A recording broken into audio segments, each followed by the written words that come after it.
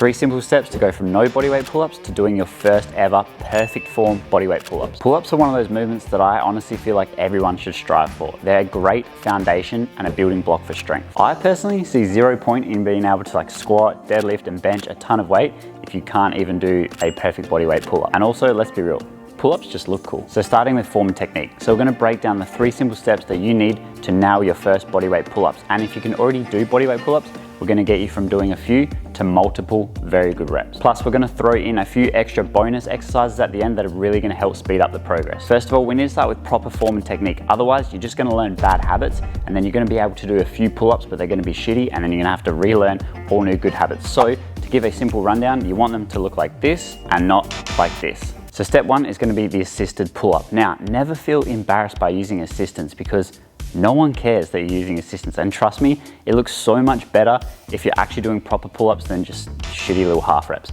So the first thing you're gonna need for assistance is either an assisted machine or some bands. Step 1 is gonna be the assisted machine. This is a great way to learn full range pull-ups with perfect form and consistent resistance throughout the entire movement. Most gyms are gonna have this machine, and the more weight you put on the machine, the easier it is. That's because the more weight you use, the more assistance it is giving you. I would do these in between about 5 to 10 reps. That will give you a good range to get stronger whilst not being too difficult that your form will go out the window. Slowly work your way down in weight so the machine gets lighter and lighter and gives you less assistance. Step 2 is gonna be the banded pull-up. Banded pull-ups are another great way to get good assistance while still doing full range of motion through the pull-up. The only difference between the bands and the assisted machine is banded pull-ups have tension in different parts. So for example, when you get to the bottom of the rep, you're gonna have more assistance, and as you pull up and you get close to the bar, you're gonna have less assistance. This can be a great way from once you're mastering the assisted machine and you feel like you're getting stronger and stronger, try bands, because generally sometimes the top of the rep is the hardest. So that's why it's good to use the band, because as you get there, you're gonna get less assistance. So all you need to do is grab a thickness of band. So the thicker the band, the easier it's gonna be. So what you wanna do is start with a thicker one if you're unsure, and you're slowly gonna work your way down to a thinner band. Obviously, the thinner the band, the less assistance you're gonna get. Banded pull-ups, super simple to set up. So you're just gonna grab this, you're gonna throw it over the bar, and you're just gonna pull it through. Now all you do is loop it through like that and pull it tight. And as you can see at the top, it should look like this. Now from there, obviously, you just need to pull it down. There's a couple ways you can do this. You can pull it down and put your knee through it. I personally like to put my foot through it, as it's gonna resemble a normal pull-up, because when you're doing pull-ups, you don't really wanna be standing like with your knees behind you. You want your legs to be hanging straight. So, I don't know if I went too thick here, but you're gonna have to pull this down. I definitely went too thick. This is where you might need assistance from a training partner, or you need a bench to stand on. So just give me 1 sec. So if you're, let's try again. If you're using a thick band, it can be quite hard to get the weight down, especially if you don't have a training partner to help pull it down. So what you can do, step on a bench, as that way, when you pull it down, oh, I need to do more tricep.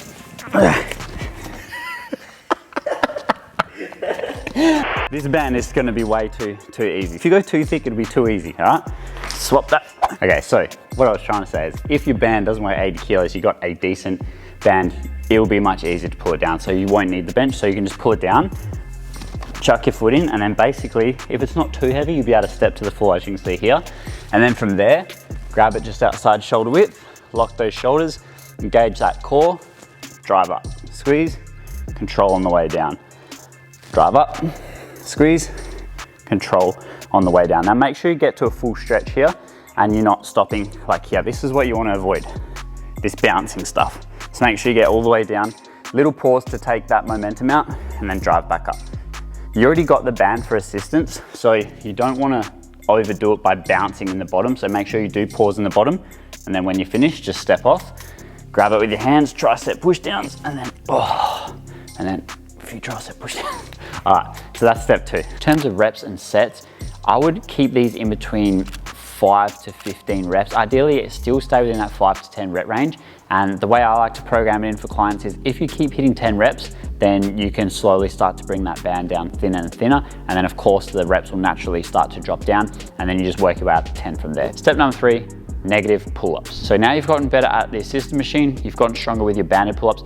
This one is an absolute game changer, and when we start incorporating these into my clients' programs, this is where we see the biggest change in their pull-up strength. The negative part of the rep is the lowering phase, aka the eccentric. Now this is where you're going to tear down a lot of the muscle fibers in a good way, not in a bad like I tore my meniscus type way. You're going to tear down a lot of the muscle fibers, and this is where you build a lot of that strength. So negative reps are probably one of the best ways to get strong in the pull-ups in my opinion. So to set up the negative pull-up, you're going to need either a bench, a box, something like this, or basically something that you can stand on where you can get to that top of the rep without actually being up there. So I'll show you what I mean.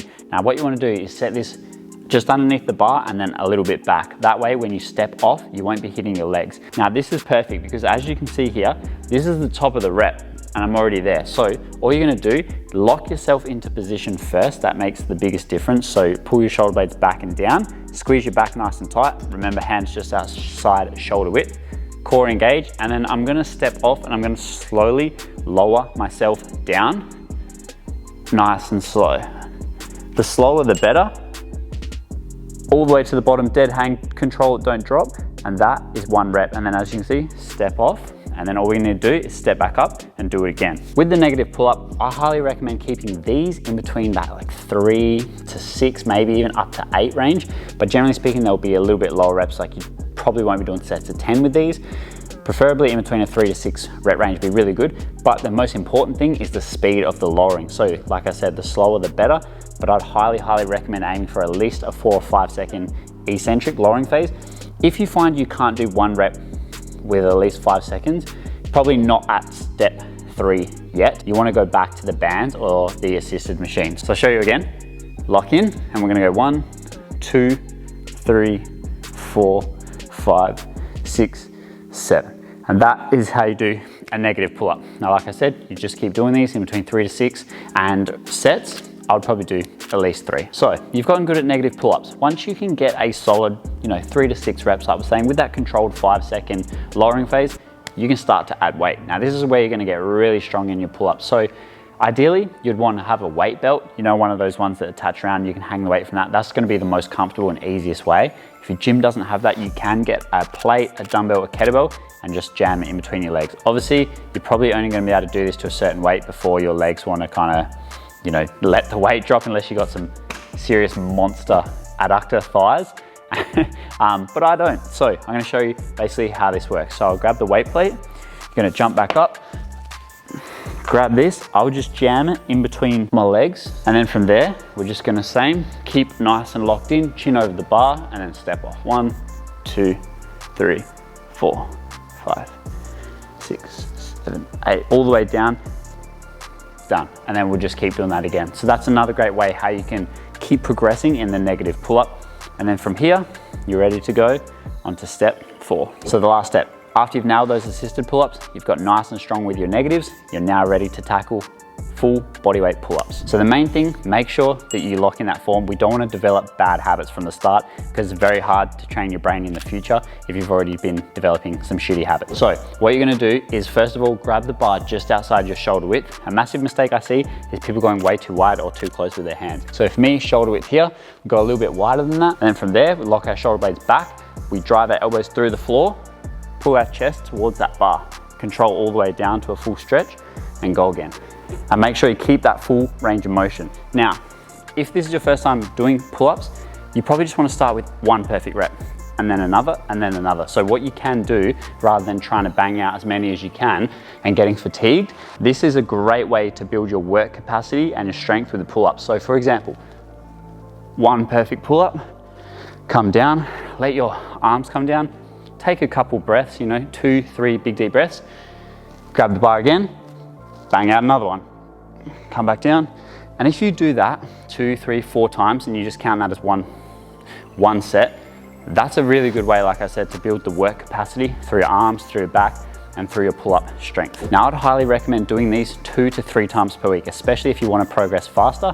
And now we're going to jump in and go through a few bonus exercises that can really help build up that back strength, which is going to carry over to your pull-ups. So bonus exercise number 1 is going to be the scapular pull-up. For this, simply go into a pull-up position and hang off a bar. From there, you're just going to lock your shoulder blades back and down. Technically speaking, it's called retracting your scapula, but all you want to do is think about pulling your shoulder blades down into your back pockets and holding that position for a second or two, and then fully releasing and letting your shoulders stretch back out to your ears. Bonus exercise number 2, of course, we have to have regular lat pull downs in there. These are absolutely great for transferring over to the pull-up, as it is a very, very similar movement, and you can also manipulate the weight to be as hard or as easy as you like. Bonus exercise number 3 is going to be a bodyweight row. This is another great exercise to help transfer over to the pull-up, as it does get you used to pulling your body weight up without taking the full weight of your body. There's 2 ways you can do this. The first one is on a fixed barbell like I'm doing here. The second is going to be with some TRX handles, as you can see here. Simple rule of thumb for this: if you're doing it on the bar, the lower you bring the bar down, the harder it's going to be, and on the TRX, the more you walk forward, so the more parallel you are to the ground, the harder it's going to be. Those are a few of my favorite bonus exercises that I personally find really help carry that strength over to the pull-ups. So add those into your program. Like I said, if you really want to progress fast, do this 2 to 3 times per week, and I promise you'll be banging out perfect bodyweight pull-ups in no time. If you found that video helpful, feel free to, like and subscribe, all the good stuff. If not, all good. I'll see you in the next one.